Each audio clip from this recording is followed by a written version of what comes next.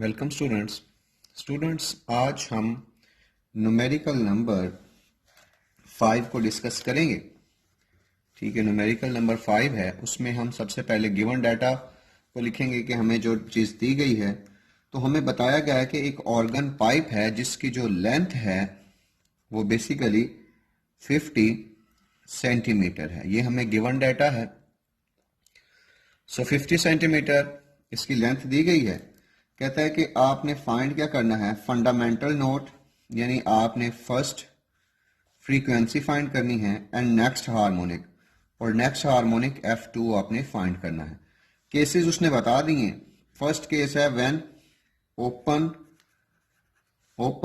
At both ends, जब pipe जो है वो दोनों एंड्स से ओपन होगा। ठीक है, तो हमने पढ़ा है कि जब पाइप दोनों एंड्स से ओपन होता है तो उस वक्त फ्रीक्वेंसी का जो जनरल फार्मूला है वो NV डिवाइडेड बाय 2L के इक्वल होता है। अब यहां पे अगर हम n की वैल्यू 1 पुट करेंगे so F1 will be equal to V divided by 2L। आप देखें, आपको स्पीड ऑफ साउंड उसने बताई है। V जो है वो आपके पास 350 मीटर पर सेकंड है। तो यहां पर V की वैल्यू पुट करें और L की वैल्यू आपको दी गई है, सेंटीमीटर में दी गई है, तो इसको मीटर में कन्वर्ट करें तो ये 0.5 मीटर बन जाएगा। सो V की जगह 350 डिवाइडेड बाय 2 इंटू L की जगह आप वैल्यू पुट करेंगे 0.5, तो आपके पास आंसर आ जाएगा। ठीक है, 350 hertz.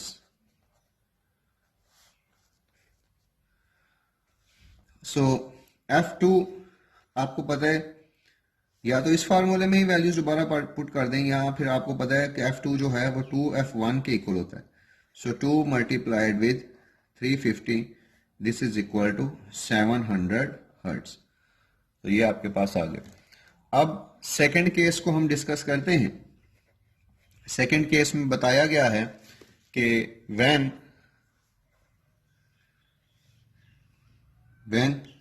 Pipe is closed eight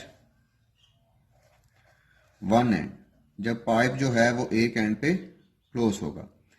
सो हमें पता है जब पाइप एक एंड से क्लोज होता है तो उस वक्त जो जनरल फार्मूला है Fn that is equal to NV divided by 4L. So F1 will be equal to V divided by 4L. So 350 divided by 4 multiplied with 0.5.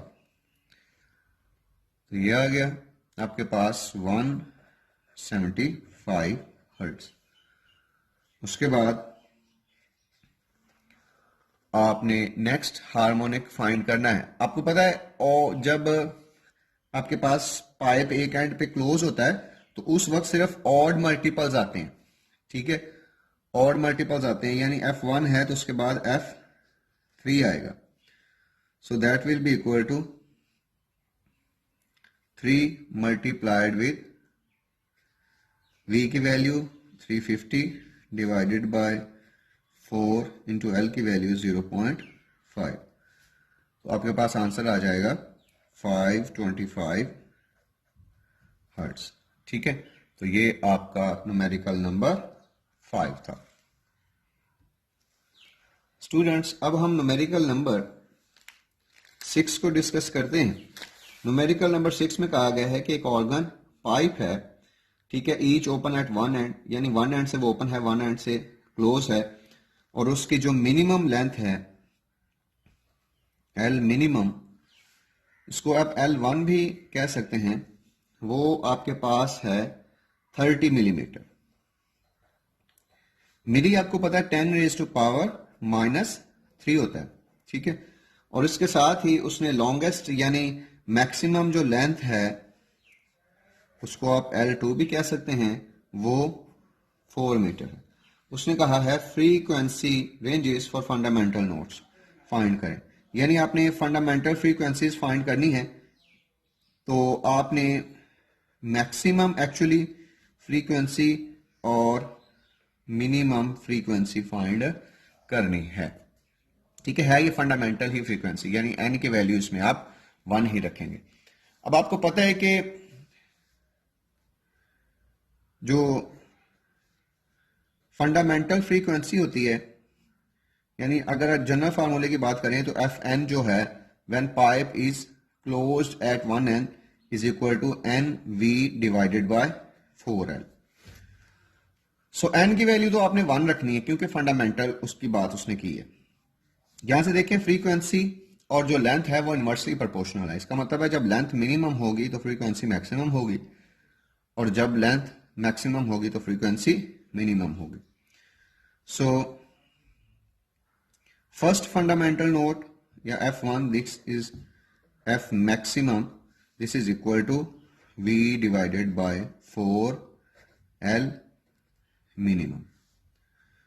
So V speed of sound आपको बताई गई है question के अंदर 340 metre per second, 340 divided by 4 into L minimum. L minimum की value 30 into 10 raise to power -3 है। तो इसको आप कैलकुलेट करें, आपके पास आंसर आ जाएगा 2833 हर्ट्ज। ये आपके पास फ्रीक्वेंसी आ गई, मैक्सिमम फ्रीक्वेंसी। उसके बाद आपने मिनिमम फ्रीक्वेंसी फाइंड करनी है। So F minimum that will be equal to V divided by 4L maximum. So V speed of sound आपको बताई गई है 340 divided by 4 into L maximum. L maximum is 4।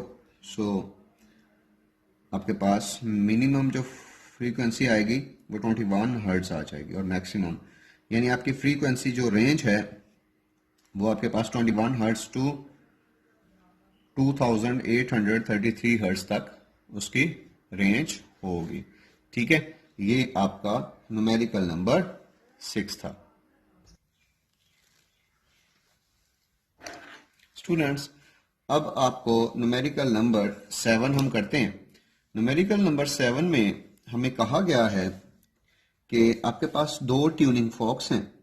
ठीक है, बिल फर्स्ट मैं कहता हूं कि जी मेरे पास let 2 tuning forks are 2 tuning forks are A and B। So कहता है कि 2 ट्यूनिंग फॉक्स हैं A और B, और उनके अगर फ्रीक्वेंसीज में आप डिफरेंस लें तो जो बीट्स प्रोड्यूस होती हैं, ठीक है, उनकी फ्रीक्वेंसी है 3 हर्ट्ज। तो बीट्स असल में बीट्स क्या होती हैं, दोनों की ट्यूनिंग फॉक्स की फ्रीक्वेंसीज में डिफरेंस। अब यह कहा गया है कि एक ट्यूनिंग फॉक की फ्रीक्वेंसी जो है वो 256 है, यानी आपको फ्रीक्वेंसी ऑफ ए दी गई है बिलफर्स 256 हर्ट्ज बताई गई है। उसके बाद वो कहता है कि ये जो ए वाला आपके पास फोक है, इसकी फ्रीक्वेंसी मतलब ट्यूनिंग फोक इस तरह का होता है, तो कहता है कि इसके यहां पर जो है वैक्स लगा दिया आपने, एक प्रोडक्ट है वैक्स, तो वो लगा दी है। उसकी वजह से क्या हुआ कि इसकी फ्रीक्वेंसी कम हो गई। तो जब इसकी फ्रीक्वेंसी कम हो गई तो फिर जो बीट्स पैदा हुई, ठीक है, दूसरी जो बीट्स पैदा हुई वो 1 हर्ट्ज की थी। ठीक है, 1 हर्ट्ज की थी।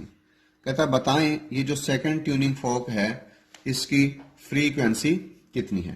पहली बात तो ये कि आपको ए की फ्रीक्वेंसी दी गई है, तो अगर आपने बीट्स यानी बी की फ्रीक्वेंसी निकालनी है तो frequency of B will be equal to 256 minus 3, this is equal to आपके पास आ जाएगा 253। एक दूसरा भी हो सकता है, जरूरी तो नहीं है माइनस करें, कि आप इसमें 256 में 3 ऐड भी तो कर सकते हैं, तो 259, यानी ये दो ऑप्शंस आपके पास आती हैं 253 एंड 259। अब इनमें से सही कौन सा है, विच वन इज करेक्ट? तो दोनों ऑप्शंस, मतलब अगर बिल फर्ज हम 259 को कंसीडर करते हैं, हम बिल फर्ज केस 1 कंसीडर करते हैं कि if frequency of second tuning fork is 259, second tuning fork की 259 है फ्रीक्वेंसी, तो उसने ये कहा कि ए वाले की फ्रीक्वेंसी जो है वो वैक्स लगा के थोड़ी कम करते हैं, ठीक है, कम करते हैं, तो फिर जो आपके पास बीट्स प्रोड्यूस होती हैं तो वो 1 हर्ट्ज की हैं। तो ए की फ्रीक्वेंसी 256 थी, अब वो थोड़ी कम हो जाएगी। जब वो कम हो जाएगी तो फिर मतलब ए की फ्रीक्वेंसी थोड़ी कम हो गई, 256 से कम हो गई। लेट्स सपोज कि ए की फ्रीक्वेंसी बिल फर्ज हो गई है, मैं कहता हूँ 255 हो गई या 254 हो गई है, कम हो गई। तो जब आप 255 या 254 का जब इससे डिफरेंस लेंगे ना, तो वो डिफरेंस तो फिर 1 हर्ट्ज के इक्वल नहीं आएगा। इसका मतलब है कि ये वाला आपका जो आंसर है वो आपका ठीक नहीं है, करेक्ट नहीं है, ठीक है। तो इसका डिफरेंस ये 259 नहीं हो सकता। अब केस 2 में अगर जो सेकंड आपने फ्रीक्वेंसी है वो 253 है, बिलफर्ज ये इतने हर्ट्ज फ्रीक्वेंसी आप सपोज कर लेते हैं बी की, मतलब ये वाली फ्रीक्वेंसी आपने कंसिडर की है, तो फिर ए की फ्रीक्वेंसी जब आपने वैक्स लगाए थी कम हो गई थी, तो ए की फ्रीक्वेंसी कम हो गई, तो कम होके बिलफर्ज वो 254 हर्ट्ज हो गई। तो अब आप इन दोनों का डिफरेंस देखें तो अब इनका जो डिफरेंस है वो 1 हर्ट्ज आ सकता है। तो इसका मतलब है कि 253 वाला जो ऑप्शन है वो आपके पास सही ऑप्शन है। सो एक्चुअली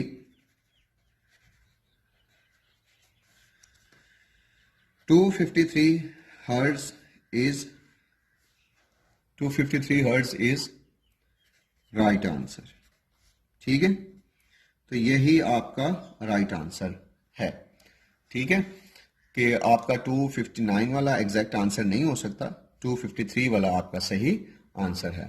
तो ये इसके न्यूमेरिकल्स थे जो आपने करने हैं। आई होप आपको इसकी अच्छे से समझ आ गई होगी।